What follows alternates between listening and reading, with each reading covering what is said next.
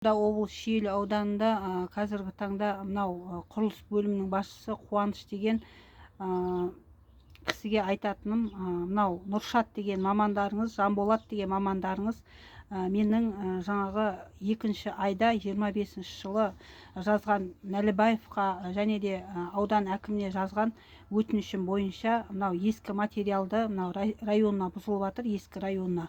Соның материалдарын жаңағы есігін мен бер деген болатын тұғым, алайда мынау бір есігіңізді ұрлап кетті деген мен жауап естіп отырмын.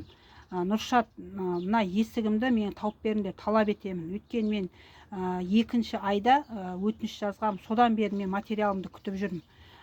Мынау прокуратура органдарына, ішкі істер бөліміне шағымданатын боламын. Жаңа мен неге өтініш жазып кеттім әкімге.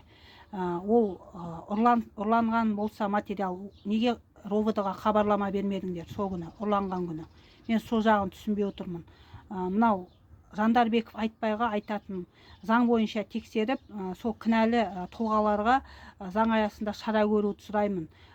2 стальной темір есіктің біреуін ұрлап кетті деген мен жауап естіп отырмын. Материалымды әкеп бер десем. Мына тақтайларды әкеп береді деп еді, тақтайларды әкелген жоқ әлі. Міне. Мынау жауапкершілік те жоқ, дым да жоқ. Жаңа мен әкімгершілікке барсам, мемлекет қызметкерлер күні деп, мына Бұдабай кинотеатрында жаңағы жиналыс өтіп жатыр деген мен жауап естідім секретаршыларыңыздан. Бірақ жазбаша письмені беріп кеттім. РОВД-ға барып ем, РОВД-дағылар бірінші әкім алдынан өтіңіз, содан кейін барып келіңіз, арызды қабылдаймыз деп айтты.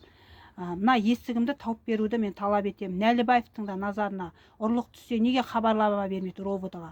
Осы мәселе бойынша мен заң аясында көмек беруді сұраймын.